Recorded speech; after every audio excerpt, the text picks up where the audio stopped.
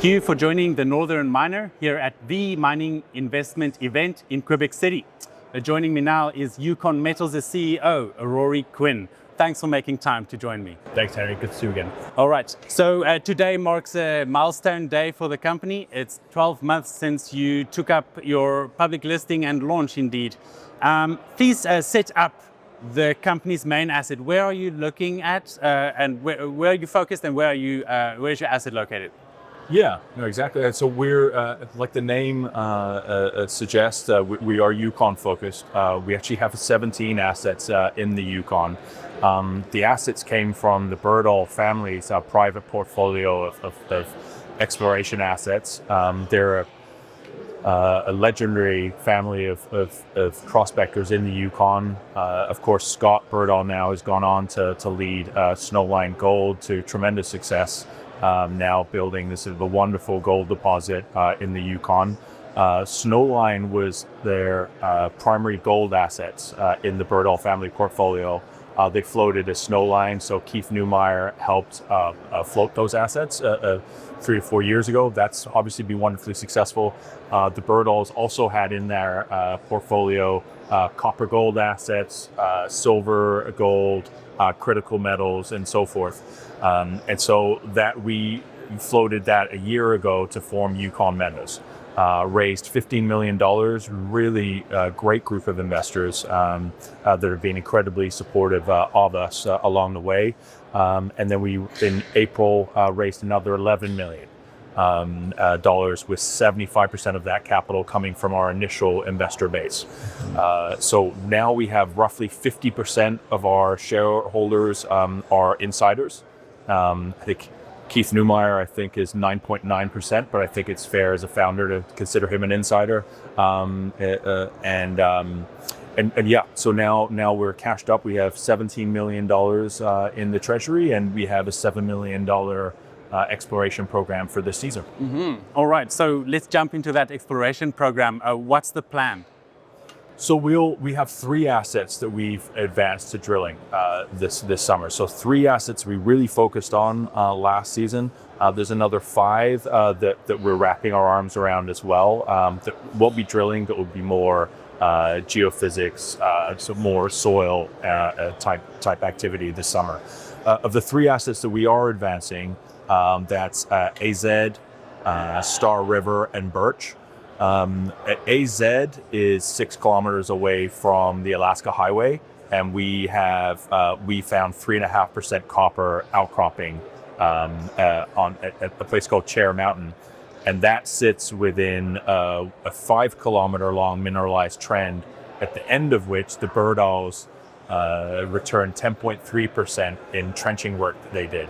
So real potential for scale here along that 5 kilometer long trend, where we'll do induced polarization, magnetic survey, gravity.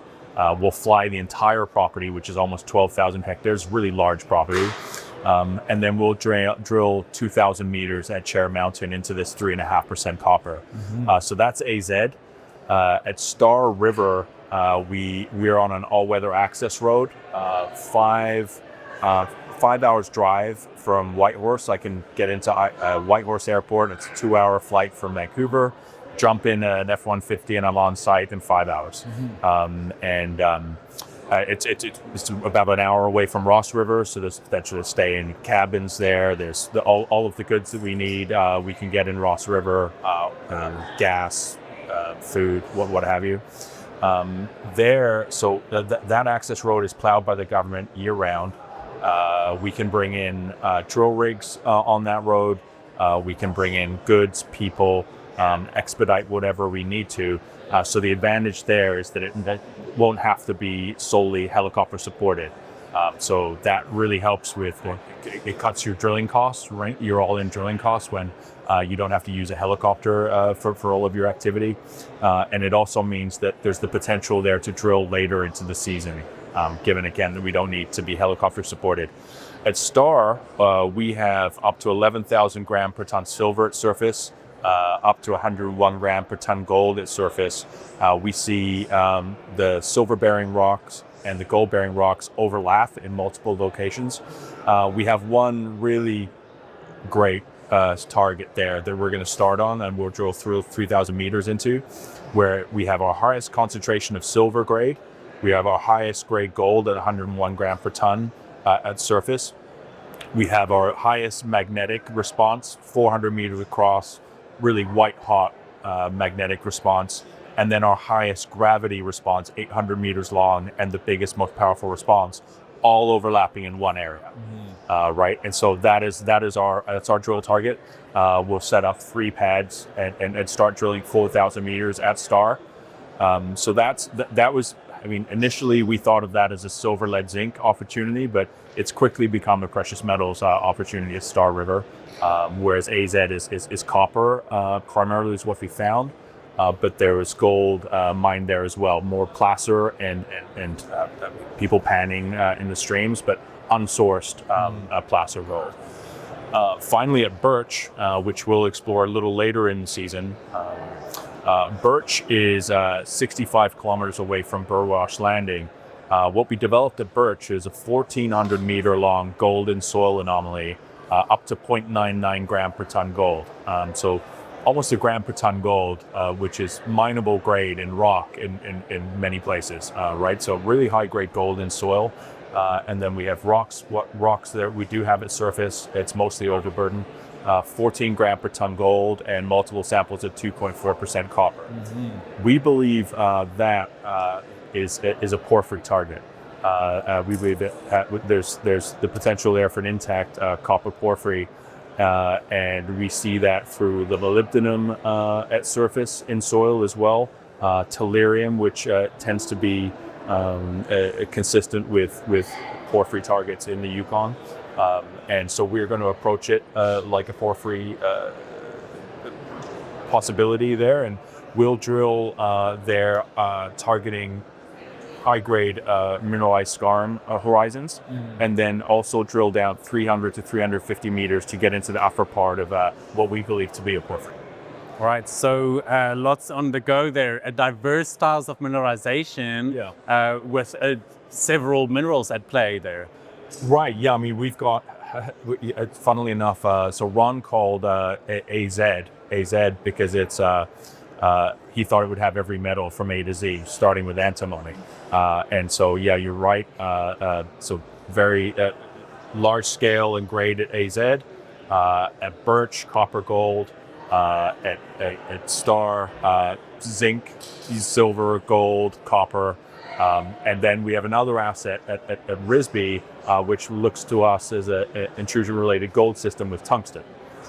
So yeah, really, the critical metals, gold, copper, and silver.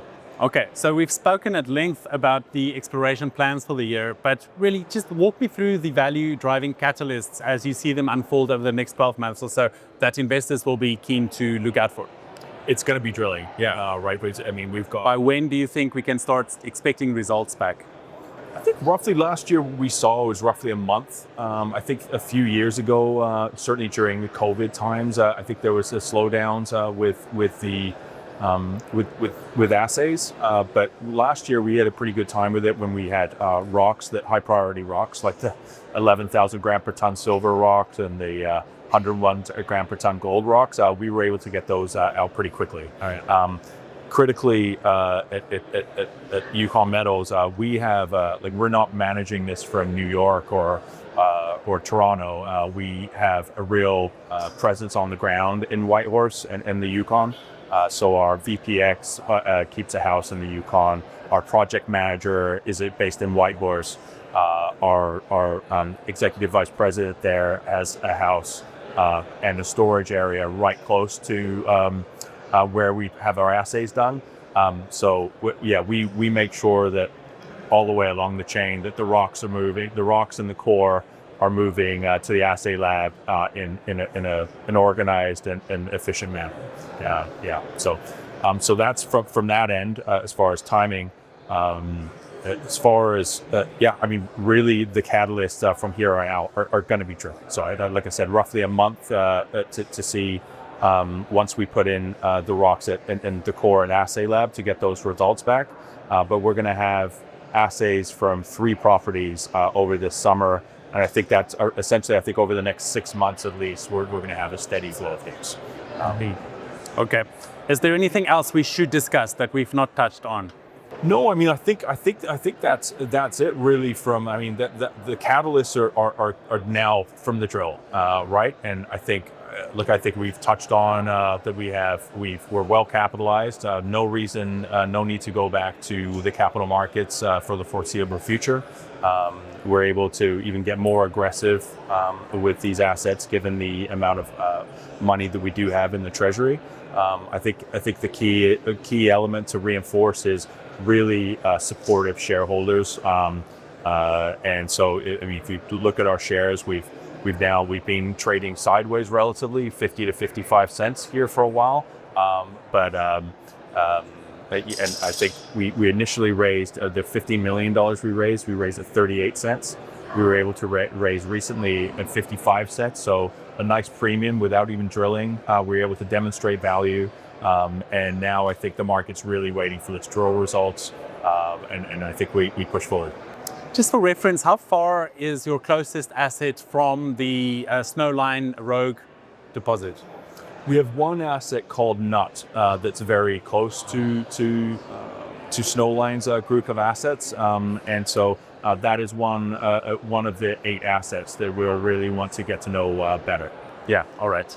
Well, there you have it. That was Yukon Metals' CEO, Rory Quinn. Thanks for making time to join me. Thank you.